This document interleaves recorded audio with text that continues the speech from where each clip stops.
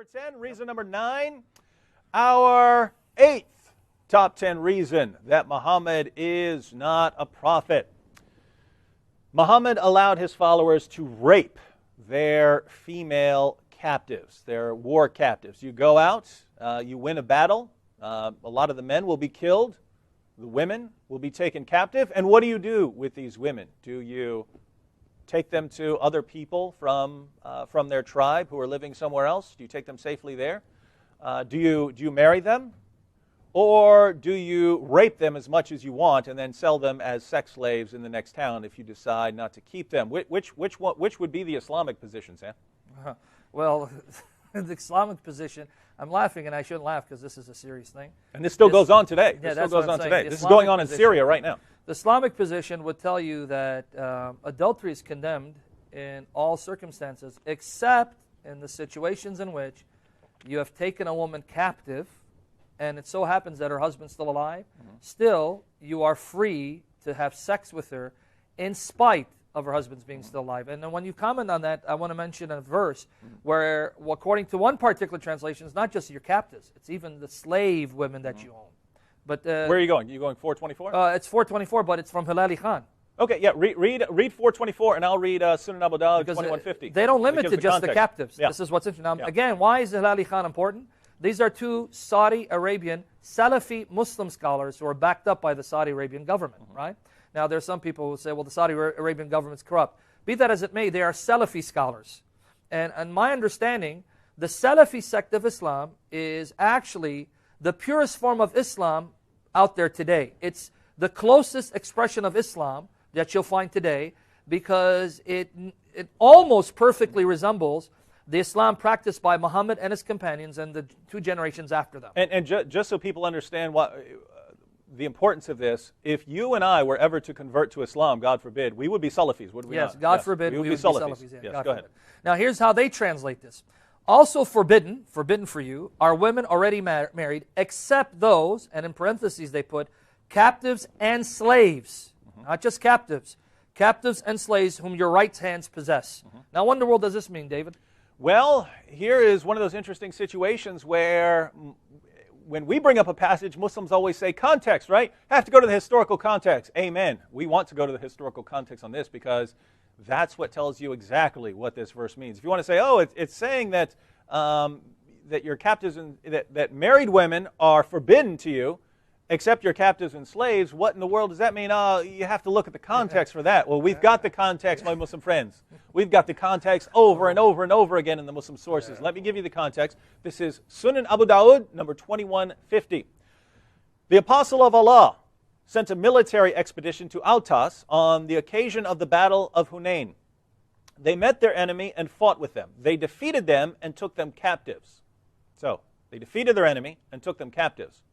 Some of the companions of the Apostle of Allah were reluctant to have intercourse with the female captives in the presence of their husbands who were unbelievers. So there had been other battles where Muslims had killed the men and then taken the women captives, and they knew that they were allowed to have sex with their female captives because the Quran guaranteed them that right. But the question now was, now we captured the men and the women. So these aren't just our female captives, these are married female captives. They have isn't this adultery? So Muhammad's companions were reluctant to have sex with them. Wait, we're not sure what to do here. And they go to Muhammad for advice. Muhammad, what should we do? So, some of the companions of the Apostle of Allah, going back to the passage, some of the companions of the Apostle of Allah were reluctant to have intercourse with the female captives in the presence of their husbands who were unbelievers. So Allah the Exalted sent down the Quranic verse, and all married women are forbidden unto you, save those captives whom your right hands possess. What verse is that, Sam? That's chapter 4, verse 24, what I just read. That is to say, finishing the passage, that is to say, they are lawful for them when they complete their waiting period. So there would be a waiting period to make sure that the woman wasn't pregnant from her husband. After that, you can have sex with them all you want, even though they're married. Their marriage doesn't matter. So context does matter, my Muslim friends, but context doesn't help you. When you actually go to the context, you find out these verses are every bit as despicable as they sound. And that is a horrible, horrible teaching. You can capture a woman and her husband and then rape the woman in the presence of her husband, and who cares? Exactly. They're filthy, unbelievers. But Allah says it's all okay. Allah puts His stamp of approval on it. And I also find it ironic that this is a Saudi Arabian translation that says it's not just limited to captives and slaves. In light of all the reports we hear that come out of Saudi Arabia, where you have maids who are being raped by their employers, like you hear about stories, atrocities done to Filipino maids in Saudi Arabia. Now, why in the world would these Filipino maids get raped? Well, because according to the Quran, being a maid means that you're their slave, and your employer wouldn't consider it rape. He would consider it his conjugal rights, because after all, you are his slave. So is it a coincidence that this Saudi Arabian version of the Quran inserts within parentheses not just captives, but even slaves that you own, in light of all these atrocities we hear that takes place in Saudi Arabia? And so the point there is, this isn't just some irrelevant teaching from 14 centuries ago. These teachings have practical consequences in the world today, which is one of the main reasons we deal with them, because someone has to deal with them, otherwise the practices are never going to end. All right, well, our number 7 top 10 reason that Muhammad is not a prophet is that Muhammad, in the Quran and in his teachings, allowed his followers to beat their wives into submission, did he not? Exactly. And this is, again, with the practical consequences. The government, the U.S. government has done studies of the places where, the worst places in the world to be a woman. And it's interesting that 11 of the 12 worst places in the world to be a woman in terms of the rights you have are Muslim countries. 11 of the worst 12 places in the world to be a woman are Muslim majority countries. And is that a coincidence? No, because as we go through these, you see what Islam teaches about women. But the Quran commands Muslims to beat rebellious wives into submission if they don't get in line after you warn them or punish them in other ways. So let me go ahead and read the verse, and then we'll see how this plays out in the hadith. Chapter 4, verse 34 of the Quran says, "Men are in charge of women because Allah hath made the one of them to excel the other." So men are superior to women. "And because they spend of their property for the support of women. So good women are obedient, guarding in secret that which Allah hath guarded. As for those from whom ye fear rebellion." Notice, it doesn't say as for those who rebel. It says, as for those from whom ye fear rebellion. All you have to do is say, hey, I'm worried about this wife doing something against me. "As for those from whom ye fear rebellion, admonish them and banish them to beds apart and scourge them. Then, if they obey you, seek not a way against them. Lo, Allah is ever high, exalted, great." So if your wife gets out of line, some people say this is all one lump thing. You can just pick whichever punishment you think fits the crime. Others have a little ordering to it. So it's first you warn them, then you banish them to beds apart. And finally, if they don't listen before that, then you scourge them. You beat them until they listen to you. Now, Sam, Westernized Muslims, a lot of Westernized Muslims, they don't like this verse. So what do? They try and Yusuf Ali's translation, he even inserts the word lightly in parentheses. Improving there, which is the Quran, right? Yeah, he has to improve the Quran because you don't want people thinking they can just go beat their wives senseless here. So we have to say it's beating them lightly. Now, what's the problem with that? Exactly. Is that we have not only the Quran, we have the Hadith as well. We have, remember, majority of Muslims follow not just the Quran, but the Son of Muhammad, how he implemented the Quran, right? Now, here's an example of how Muhammad implements the ruling of the Quran. This is from Sahih Bukhari. Lest we be accused of quoting a weak hadith, Sahih Bukhari is considered the second most authentic book, second only to the Quran in terms of authority and authenticity. Sahih Bukhari, volume 7, volume 7, number 715. The hadith number is number 715. Let me read it. Narrated Ikrama, volume 7, number 715. Narrated Ikrama, Rifa' divorced his wife, whereupon Abdurrahman bin Az-Zubayr, Al-Qurayzi, married her. Well, say that 5 times fast, right?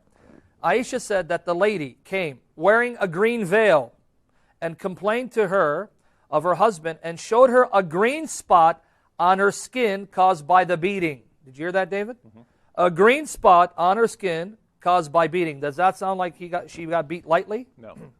It was the habit of ladies to support each other. So when Allah's apostle came, Aisha said, I have not seen, pay attention to this, I have not seen any woman suffering as much as the believing woman.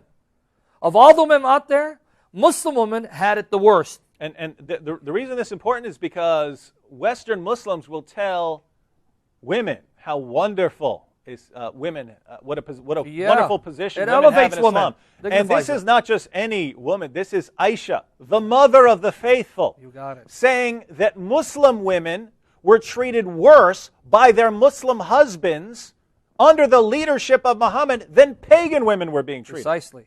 Exactly. And you Very can't say, different from what we hear here. And you can't say this is just any Joe Schmo. She's considered one of the greatest Muslim scholars that ever lived. In fact, they say one of the reasons why Muhammad married her at such a young age is so that she could acquire this wealth of information that proved beneficial to later generations. So you can't just poo-poo this tradition. Now look what she says. Look, her skin is greener than her clothes. Remember she had worn a green veil? Her skin is greener than her clothes. When Abdurrahman heard that his wife had gone to the Prophet, he came with his 2 sons from another wife. She said, by Allah, I have done no wrong to him, but he is impotent, and he's useless to me as this, holding and showing the fringe of her garment. He beats her because she accuses him of being impotent. Now, maybe what the husband did is wrong. Maybe Muhammad rebuked him. So let's see what Muhammad does. Abdurrahman said, by Allah, O Allah's apostle, she has told a lie. I am very strong and can satisfy her, but she's disobedient. Remember what that hadith says? If you fear rebellion on their part, you can then admonish them or banish them to another bed or beat them. And she wants to go back to Rifa, her former husband. Allah's apostle said to her, if that is your intention, then know that it is unlawful for you to remarry Rifa unless Abdurrahman has had sexual intercourse with you.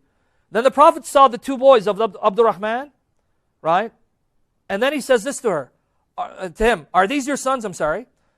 On that, Abdurrahman said, yes. The Prophet said, you claim what you claim, that he's impotent, but by Allah, these boys resemble him as a crow resembles a crow. Did you catch what he did? Didn't rebuke him, didn't silence him, didn't tell him, how dare you beat her so badly. Did you not know that the beating had to be light?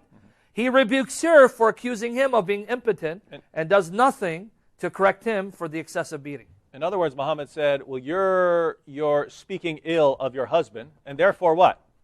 You deserve exactly what you get. That's the Quranic punishment. So your husband hasn't done anything wrong. So she got what she deserved, according to Islam. Yep. Now, here in the U.S., if you hit a woman, you'll go to jail for that if the police find out about it. If you beat her until her skin turns green, you're in all kinds of trouble, right? You're in all kinds of trouble. But all you have to do, I guess, in a Muslim country is say, hey, Allah says it's okay, and it's none of anyone's business. They'll also be in trouble in places like Dearborn? Is that what you're saying? Yeah, if if the police pay attention. Okay. All right, so that's number 7, beating women into submission.